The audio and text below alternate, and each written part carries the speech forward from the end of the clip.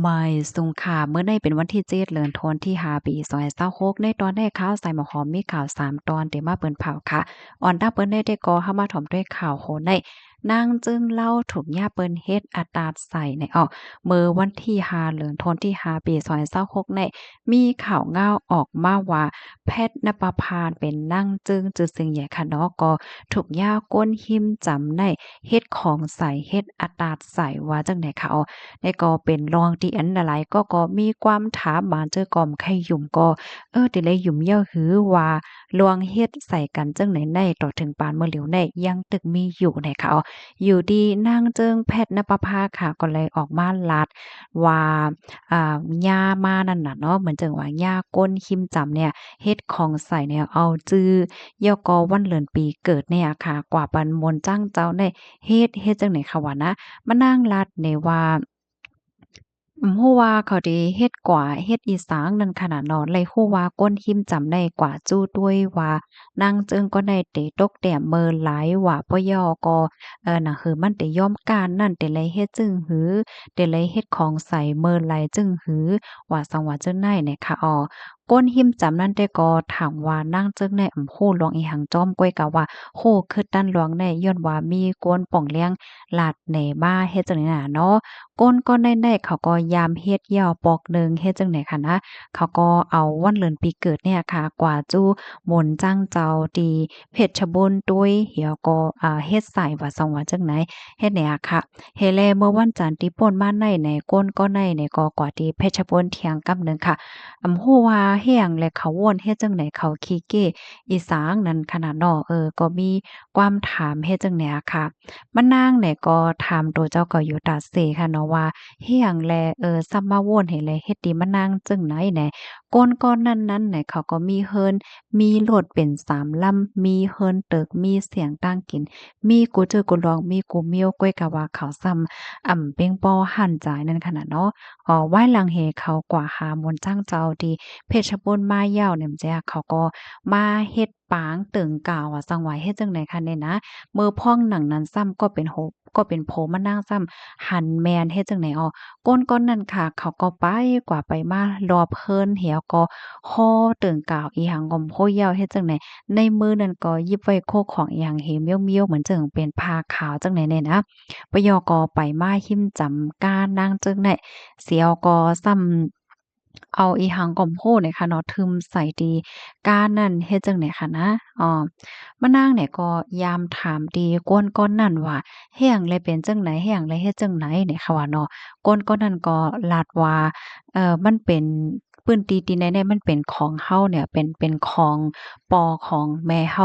สูมีส่วนอีหังแหนกำในมะนางเนี่ยก็ซ้ำขึ้นตอบว่าในก็เป็นปื้นตีของมะนางเหมือนกันในนั้นค่ะน่ะเนาะเป็นปอแม่ของมะนางเหมือนกันจังได๋ข้อมูลตอนนี้ก็ค่ะเลยเป็นมาที่ห้องการข่าวไทยรัฐออกไว้เนี่ยค่ะ พี่น้องเฮาค่ะถ่อมขาโหนในเยาหันเทินเจิงพองค่ะบางก็ปันตาหันถึงว่ามันเป็นเหมือนเจิงว่าเตคิมกันอหยังให้เมียวๆค่ะเฮ็ดจังได๋นั้นขนาดเนาะต่อถึงมื้อเลียวก็ลวงตั้งหยุ่มยำจังไหนลวงเฮ็ดใส่กันจังไหนในมันยังตึกมีอยู่ค่ะเนาะตั้งปอตอนปื้นตีอันพี่น้องใครอยู่นั่นจ่องยังตึกมีค่ะเหย้าก็จ่องยังตึกมีลงหยุ่มยำกันค่ะจังหนังไหนในอบลาดไข่เนกันมาหลายแหน่ค่ะลูกดีข่าวง่าวโหนได้เห็นแล้วกำในเฮาค่ะมาถ่อมด้วย ข่าวเงาเที่ยงตอนหนึ่งเนี่ยค่ะย้อนนอมอินค่ะเพราะว่านั่งจึ้งก็ได้ไหนพี่น้องเฮาค่ะจ่องย้ำด้วยจึ้งเขาค่ะจื้อใต้มานั่งว่าเหอะค่ะเนาะภะเลโฮจรัสบันพองค่ะมานั่งก็เรียกเลยว่าเป็นนั่งจึ้งตีจื้อเสียงใหญ่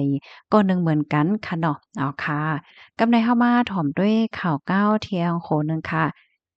ปางเปิดสวนเล็กได้ข้าวใหม่ดีก้องมุงเมืองปอกกำตี10นาทีตับจุ้ม808 RCSS มื้อวันที่30เดือนธันวาคมที่4ปี2566เดือน6ม่วนปีได้21ปากปลายเช้านี้อยู่ดีสังฆาเจ้าและผู้ใหญ่ก้นหลงคู่สอนหมอสอนติวานก้องมุงเมืองแม่อ้อเจเว้งโขเมืองใจตอนล่างคือเมืองใต้ปอดจันนั่นไล่คมกันเปิดปางสอนเล็กได้ข้าวใหม่ปอกกำตี10 มีลูกเห็นตั้งเสียงเก่า10 ปายผู้ใหญ่ก้นลงที่ก้องมุงเมืองเจ้าหนึ่งลัดในว่าปางสอนเล็กได้ข้าวไม้ในมีเยื่องอ่านตาสวนข้าวยามปอดๆหนึ่งเหลินก้อยวันในเสตามีกลางใจไข่ไฮโพก็อันห้ามสุนไลสวนลีกโตเจ้าเก่าก้อยมก้าโกเจ้าเคอเจอเลยปลายเพสีกว่าสวนลีกเมืองปีเมืองน่องต่างตีสี่เลียนเจ้านั่นก็ไฮจางมีตื้อต่างมาเฮ็ดสวนเอาไล่ในนั่นก็เปิงหนึงในอยู่เที่ยงลงหนึงในก็อันสวนอยู่นั่นอำก้อมการลิกได้ก้วยสวนป้าป้ายนับฟิงแงเจ้าในยาวป้ายนับในก็ใจตื้อในการงานกูลองๆไหนแลจังสอนให้กูก็ให้ฮู้หมอแต้มหมอนับหมอหมายเจิ้นในลัดในหนังในก้องมุงเมืองในเป็นนาตีตับจุ่ม808ของเสี่ยวขึ้นจึงใต้ RCSSSA เสแลในปื้นตีในมีโกนเมืองเจออันไหลปลายเพมาสวนเศร้าไว้ตั้งหนำเลอเซนั่นก็ย้อนอยู่ติดตั้งแลนดินไทยแลตาลวานใต้จ้อมแลนลิ้นลวานเจอไหลปลายเพป้อเตไหลเฮียนฮู้ภาษาเล็กลายใต้นั่นจังไหลเปิดสวนเล็กใต้ข้าวใหม่มาเป็นโปรแกรมตี10เย้าในถึงพ่วงข้าวไม้กูปีในละลายปื้นตีในเมืองใต้เอาตื้อตางข้าวยามหรือโรงเรียนหลวงปองจึงแลโรงเรียนสอนเล็กข้าวยาวจึงนั้นเสียก็เปิดปางสอนเล็กได้ข้าวไม้จ้อมหนังเงาลายในปื้นตีไผมันมากกูปีไหนข้อมูลตอนในคาลิปีมาที่ห้องการข่าวใต้ลอดแล้วต่างไว้ค่ะลูกดีข่าวเงาโหในเสกับในเฮามาถ่อมด้วยข่าวเงาเที่ยงตอนหนึ่งค่ะ SSPP SSA ลงคบทบจอยเทียมปอแม่ก้นเมืองเจออันทบเพปางตึก1027โปรแกรมที่2ในเจเว้งหมาย24ห้องการฝ่ายตับฝ่ายอุปเปิงปฏิไม่ทรงจึงได้ตับซึกจึงได้ในนาหลินซึกตับเงาซึกเกา6เกาใจตอนหมาย7จะเว้งหมาย24ทุ่งปุ่งโวกยอกแม่นั่นลงปืนตีโคบทบปันแห้งใจปอแม่ก้นเมืองเจออันไล่คำตามเพ่ปางตึกมือข้าวแผนการยันซึก1027โปรแกรมที่2นั่นสิจ้อยเทียมปันเงินตีปอแม่พี่น้องก้นเมืองเจออันไล่หมาดเจ็บลูเซ็ง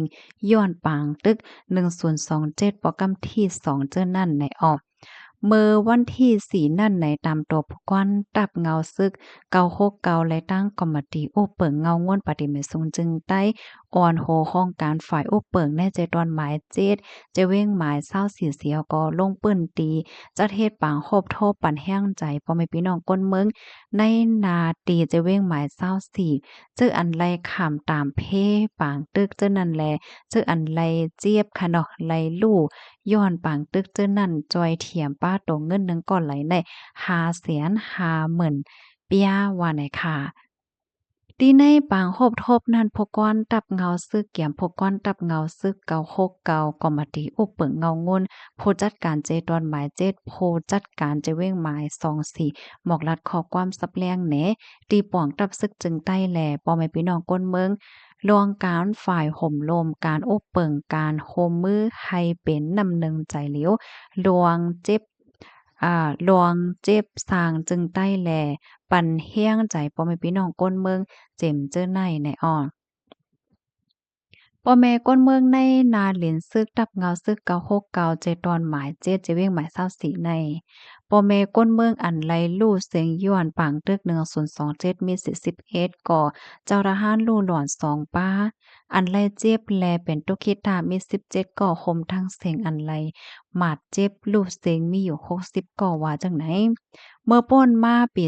2024ได้เข้าแผนการหยันซึก1027โปรแกรม2นั้นรับซึกปลดปล่อยเจิดจาตะอ้างเทียน LA และดังซึกมานค่ะเนาะสร้างปางตึกปึดยื้อกันเสียก็เฮ็ดให้ก้นเมืองปื้นตีไล่ทั่วปางตึกถึงตีโซนไฮเฮิรนเยโตสัดเล่งเจอในไล่ลู่ไล่เซ็งจ้อมตั้งน้ำตั้งหลายเสียก้วยมกะก้นเมืองเจออัญญาจากเสียก็เจ็บลู่เซ็งจ้อมก็มีตั้งน้ำไหนค่ะข้อมูลตอนในคาลิปีมาที่ห้องการข่าว SSPP Info ต่างไว้ค่ะพี่น้องค่ะรับถอมยอหันถึงจึงหือพวงไหนค่ะเนาะยินจมปุก็ดีรับถอมปันเอ็นปันแห้งไหนค่ะย้อนให้โยลิกินหวานและรอดเพ่กันค่ะมอยทรงค่ะ